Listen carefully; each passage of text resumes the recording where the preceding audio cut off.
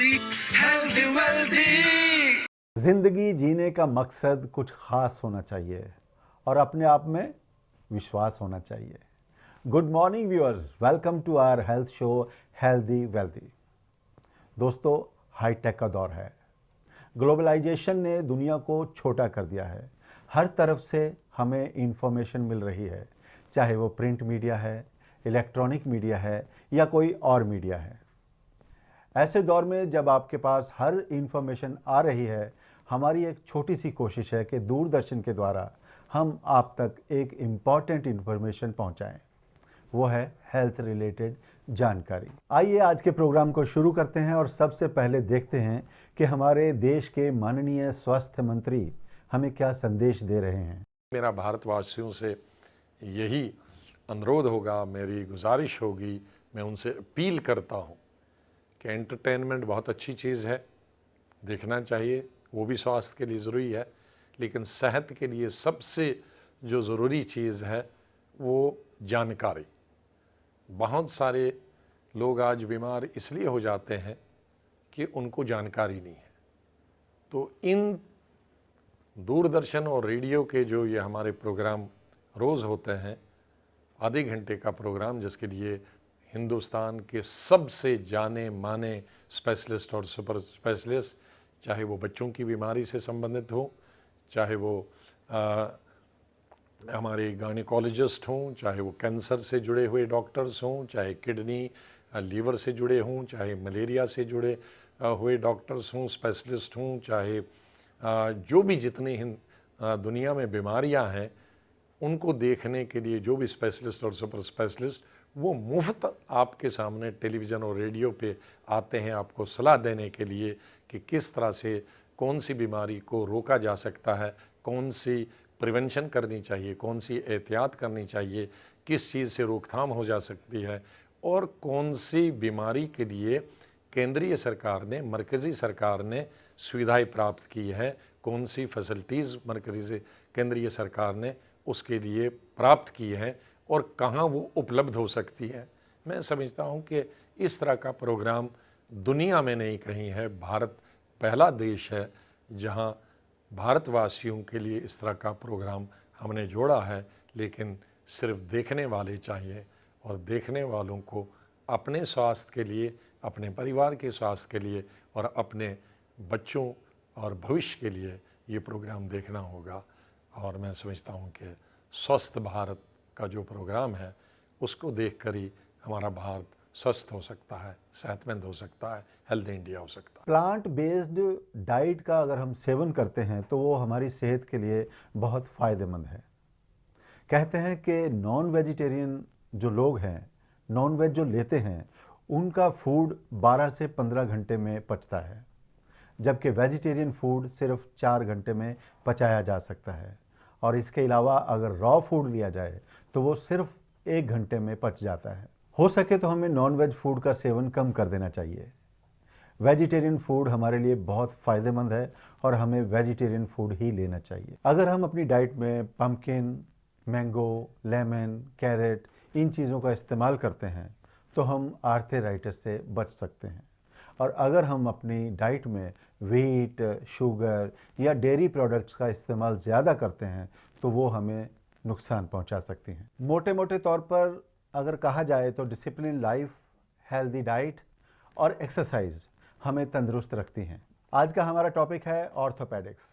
इससे पहले कि हम इसके बारे में जानकारी लें हमारे एक्सपर्ट से, हम आपको लेके चलेंगे योग गुरु के पास और देखते हैं योग हमारे लिए कितना महत्व रखता है।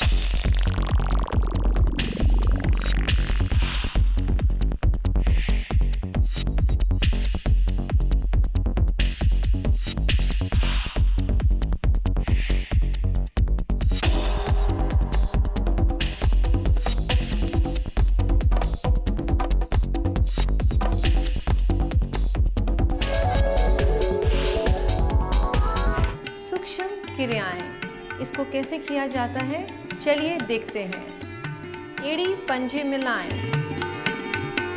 दोनों हाथ घुटनों पर, पंजों को शक्ति से नीचे दबाएं, अपनी ओर। इसी प्रकार पंजों को 10 बार आगे व पीछे करें। गति बहुत धीमी रहे।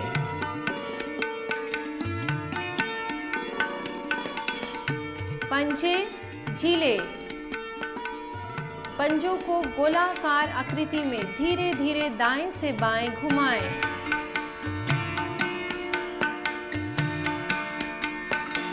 व बाएं से दाएं। गति धीमे। घुटने पृथ्वी से चिपके रहें।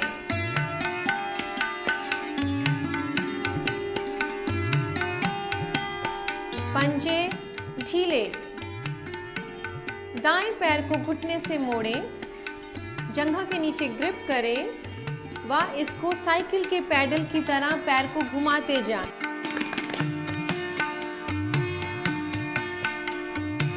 वापस। विश्राम। दोनों हाथ कमर के पीछे, पैरों में फासला, आंखें कोमलता से बंद।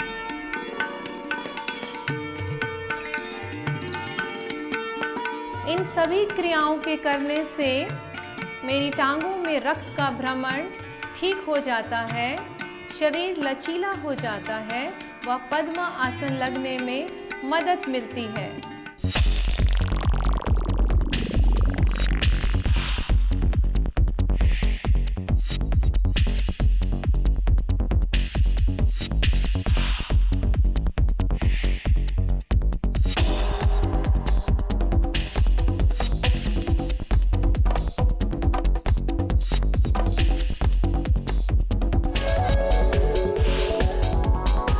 ये तो थी योग की बात। जैसा कि आप जानते हैं, हमारे इस प्रोग्राम हेल्दी वेल्दी में हम आपको योग के साथ साथ फिटनेस के बारे में भी जानकारी दिलवाते हैं। आज के इस प्रोग्राम में हम आगे बढ़ते हुए लेके चलेंगे आपको हमारे फिटनेस एक्सपर्ट के पास और जानते हैं कि वो हमें कौन सी जानकारी देंगे।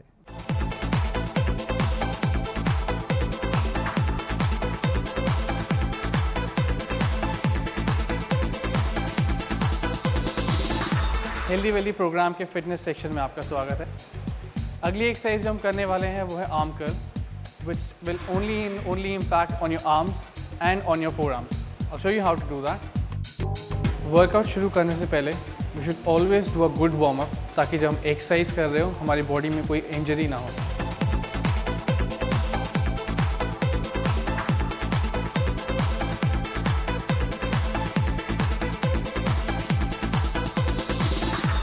योगा और फिटनेस की जानकारी के बाद अब हम चलते हैं हमारे एक्सपर्ट के पास और आज का टॉपिक डिस्कस करेंगे।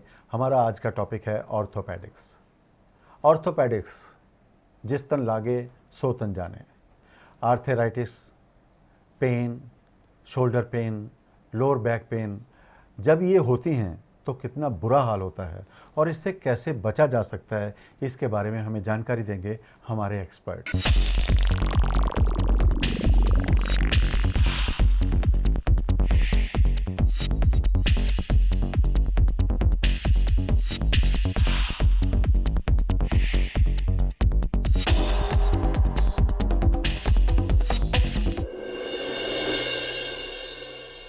जो हेड होते हैं उनके नीचे जो पार्ट होते हैं उनको सर्वाइकल पार्ट बोलते हैं। बेसिकली रीढ़ का हड्डी जो होते हैं छोटे छोटे हड्डियों का गठन होते हैं, 30 से 34 हड्डियों का गठन होता है। उसमें ये हेड होते हैं, उनके नीचे आप देखिए छोटे छोटे हड्डी का जॉइंट्स होते हैं। पूरे स्पाइन जो बोलते हैं, हमका रीढ़ का हड्डी बोलते हैं, एक हेड के नीचे होता है C1, उनसे लेके इधर तक इनको स्पाइन माना जाता है। और इस रीजन को सर्विकल बोला जाता है, जहाँ पे मेनली जो गर्दन का पार्ट होता है, इस पार्ट के जो रीढ़ का हड्डियाँ है उनको डॉर्सल या थोरासिक बोला जाता है। और जो हकीकत मेन बैक पेन होता है लंबर बोला जाता है, L1, 2, 3, 4, 5, इस रीजन को बोलते हैं लंबर। और नीचे जो फ्यूज होकर रखा हुआ है, ये जो पेल्विस जॉइंट बोलते हैं उनको, उनके साथ जो पार्ट है रीढ़ का हड्डी का उनको सैक्रम बोला जाता है। और सबसे नीचे वो जो विजिबल नहीं है कॉक्सीजियल पार्ट है, बेसिकली ये है सर्विकल पार्ट हमारा रीढ़ का हड्डी का। बैठने का हैबिट, कंप्यूटर देखने का हैबिट, या ज़्यादा थोड़ा सा जब एज हो जाता है स्पाइन में, जब थोड़ा सा इफेक्ट आता है, लाइक हमारे जैसे बाल सफ़ेद हो जाता है, आंख की रोशनी कम हो जाता है, इस तरह का हड्डी भी थोड़ा कमज़ोर हो जाता है। उसमें जो छोटे छोटे जॉइंट्स होते हैं हल्का हल्का आर्थराइटिस प्रॉब्लम होते हैं, और हड्डी कमजोर होने के वजह से जो डिस्क होते हैं बीच में कोई बार ना पीछे निकाल के जो नास होते हैं, नास में हल्का हल्का दबाव आते हैं, उस कंडीशन को हम सर्वाइकल स्पॉन्डाइलिटिस बोलते हैं और सर्वाइकल स्पॉन्डाइलोसिस। मेनली लोग जो सफ़र होता है स्पाइन के वजह से लो बैक पेन होते हैं, जो मैंने पहले बता दिया था आपको, लंबा रीजन होते हैं, उस रीजन में जब ज़्यादा इफेक्ट होता है तो बैक पेन होते हैं। ज़्यादातर टाइम ये डिस्क प्रॉब्लम होते हैं यंग एज में, और ओल्ड एज में सेम लंबर स्पॉन्डाइलोसिस बोलते हैं, वो बुढ़ापा के वजह से हड्डी का कमज़ोर हो जाता है, डिस्क प्रॉब्लम होता है, उनके ज़्यादा पेन होता है। ऐसे तो बहुत कारण होते हैं, स्पोर्ट्समैन का भी पेन होते हैं, मेनली उनका बैक पेन डिस्क के लिए होता है, डिस्क का जो प्रॉब्लम होता है उनके लिए होता है। Body posture is very important because if one person does not give importance to his body posture from the very beginning, once he will realize that he is suffering from some kind of neck pain or back pain, it becomes too late. इसीलिए बोलता हूँ कि हर आदमी को शुरू से कैसे बैठना है और कैसे कंप्यूटर में, आजकल हर जगह में, हर ऑफिस में, बच्चों से लेके बड़े तक हर लोग कंप्यूटर इस्तेमाल करते हैं, इसीलिए कंप्यूटर कैसे यूज़ करना है, पढ़ाई के टाइम में कैसे करना है, उनको बेसिक बॉडी पोस्चर के बारे में जानकारी होना बहुत ज़रूरी है। मैं थोड़ा सा आइडिया दे देता हूँ। जब आदमी बैठते हैं, जो घुटना होता है वो 90 डिग्री का पोजीशन में होना चाहिए, और बैक थोड़ा सा पीछे टिल्ट होना चाहिए, अराउंड 135 से लेके 110 तक, एंड नेक जो होता है उससे 45 डिग्री टिल्ट होना चाहिए। फाइनली जो अपराइट पोजीशन होना चाहिए। सेम टाइम में जो टेबल होते हैं और ये जो इनको फोरम बोलते हैं, जो आगे वाला पार्ट टेबल के साथ ना ऐसे होना चाहिए ना ऐसे होना चाहिए, इट शुड भी पैरेलल होना चाहिए। और पॉसिबल होने से कंप्यूटर या कीबोर्ड एक स्लैंटिंग में रखना चाहिए, इस तरह का होता है, कमर्शियली मिलते हैं। और साथ में जो आगे वाला कीबोर्ड का आगे वाला पार्ट में अराउंड 7 to 8 सेंटीमीटर फ्री होना चाहिए, जहाँ पे पाम या हैंड रख सकता है। ऐसे भी होना नहीं चाहिए या ऐसे भी होना नहीं चाहिए। बहुत है, आजकल नेट में भी मिलते हो हाउ कैसे कैसे इस्तेमाल करना है बॉडी पोस्चर, बट थोड़ा सा आइडिया हर आदमी को होना चाहिए। आइडिया होने से नहीं होगा, उनको इस्तेमाल करना बहुत ज़रूरी है, प्रयोग करना, मैक्सिमम ऑफिस वर्कर्स के लिए। ये थी हमारे ऑर्थो के एक्सपर्ट की आपके लिए इन्फॉर्मेशन। हमारे पास आपके लिए और इन्फॉर्मेशन है, देखते हैं हेल्थ टिप्स। हम हेल्थ के बारे में कितनी भी इन्फॉर्मेशन लें या हम आपको इन्फॉर्मेशन दें, तब तक ये फ़ायदेमंद नहीं है जब तक हम इसको अपने जीवन में नहीं ढाल लेते, यानी कि हम इसको इम्प्लीमेंट नहीं करते। एक बार फिर हम बात करते हैं हेल्दी डाइट की, और चलते हैं हमारे डाइटिशियन एक्सपर्ट के पास। वो हमें बताएंगे कि हमें क्या खाना चाहिए और क्या नहीं खाना चाहिए।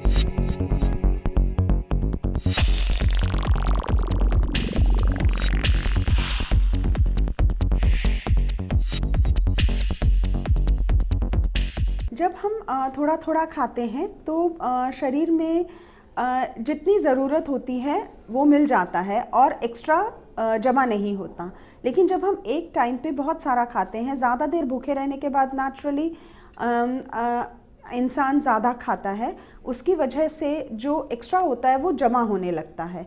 इसलिए अगर थोड़ी थोड़ी देर में थोड़ा थोड़ा खाएं तो वो इस्तेमाल हो जाएगा और जमा नहीं होगा। इसके अलावा डाइजेशन भी ठीक रहती है अगर हम थोड़ा थोड़ा भोजन हर थोड़ी थोड़ी देर बाद करते हैं।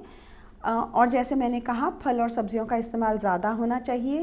तेल, घी, मक्खन या फुल क्रीम मिल्क, आइसक्रीम, बहुत मीठी चीज़ें, तली हुई मीठी चीज़ें खासकर जैसे जलेबी, गुलाब जामुन, इन चीज़ों का इस्तेमाल कम होना चाहिए। अगर कोई प्रॉब्लम नहीं है जिसकी वजह से हमें रिस्ट्रिक्ट करना पड़े तो हम मीठा खा सकते हैं, लेकिन बहुत ज़्यादा मात्रा में या हर रोज़ उसे नहीं लेना चाहिए। खुरदरे अनाज या साबुत अनाज और साबुत दालों का इस्तेमाल अधिक होना चाहिए। इससे हमें रेशा और विटामिन्स और मिनरल्स शरीर को बीमारियों से लड़ने की शक्ति प्रदान करने के लिए मिलते रहते हैं।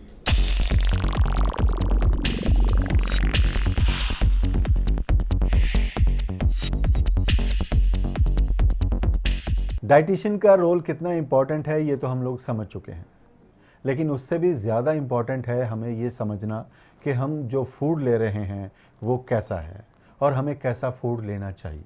आइए अब हम मिलते हैं हमारे सेलिब्रिटी से और जानते हैं उनके व्यूज़ healthy wealthy.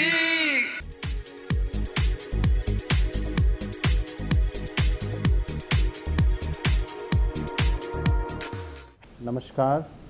दूरदर्शन के हेल्दी वेल्दी प्रोग्राम के दर्शकों, मेरा आपको हार्दिक नमस्कार। मैं आज दूरदर्शन को बहुत शुभकामनाएं देना चाहता हूं कि उन्होंने ये ऐसा प्रोग्राम शुरू किया। मैं खुद एक कॉर्पोरेट सेक्टर को बिलोंग करता हूं, हॉस्पिटैलिटी सेक्टर को बिलोंग करता हूं, और हम लोगों का जो आज का काम करने का तरीका है वो बहुत स्ट्रेसफुल है। हम सुबह सुबह काम शुरू करते हैं, ज़्यादातर हम अपने डेस्क पे बैठे रहते हैं, खूब मीटिंग करते हैं, काफ़ी डिस्कशंस होती हैं। उसमें हम हमेशा हमारी बॉडी को भूल जाते हैं। हम इस भाग दौड़ में लगे हैं कि पैसा कमाएं, कंपनी को आगे बढ़ाएं, बट इस सब में हम एक चीज़ भूल जाते हैं, और वो है हमारी बॉडी, जो एक्चुअली हमको ये सब करने के लिए सपोर्ट करती है। तो मैं आज आपको ये यंग दर्शकों को ये बोलना चाहता हूँ कि जैसे जैसे आपकी उम्र आगे बढ़ेगी, आपकी बॉडी को वो सपोर्ट चाहिए, और वो सपोर्ट तभी आएगा जब आप प्रॉपर खाना खाएंगे, डाइट रखेंगे, प्रॉपर डाइट रखेंगे और एक्सरसाइज करेंगे। इससे आपको काफ़ी मदद मिलेगी, और ये आपके कॉर्पोरेट वर्ल्ड में ये आपको और भी सपोर्ट करेगा, क्योंकि अगर आपकी बॉडी फिट रहेगी, आपकी सोच तंदुरुस्त रहेगी, और आप और इफ़ेक्टिवली काम कर पाएंगे। योग की बात हुई, एक्सरसाइज की बात हुई, हमारे सेलिब्रिटी के विचार सुने, और अब हम आगे बढ़ रहे हैं आपसे डायरेक्ट बात करने के लिए, यानी आपकी मेल के द्वारा पहुंचे सवालों के जवाब देंगे हमारे एक्सपर्ट।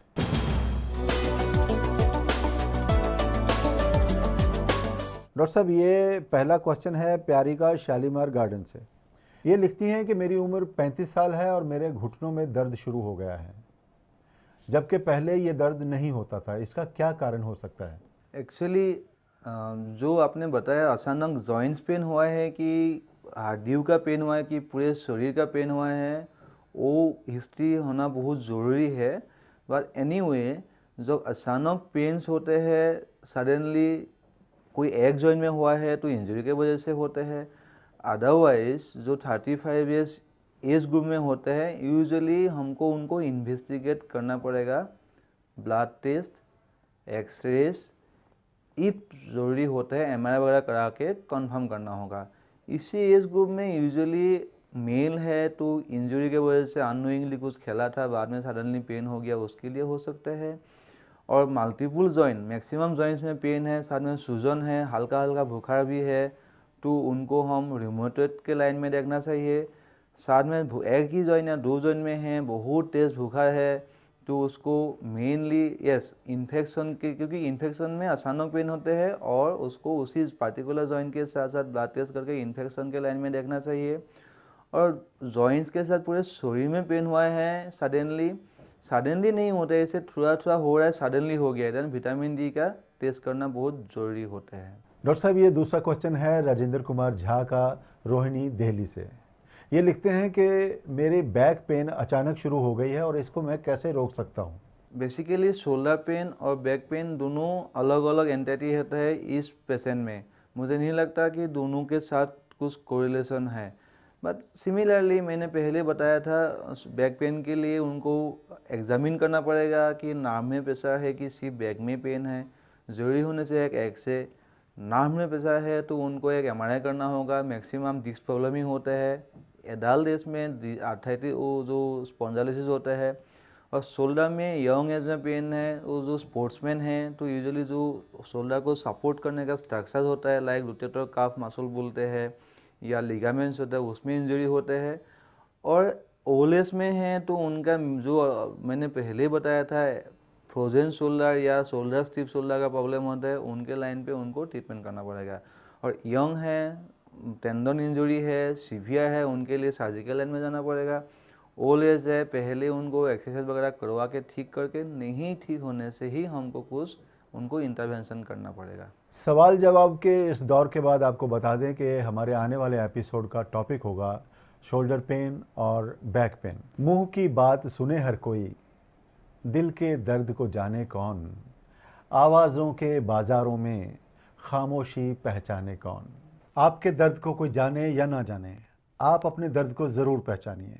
अगर आपके शरीर में कहीं भी ज़रा सा भी दर्द होता है तो आप एक्सपर्ट के पास पहुंचिए।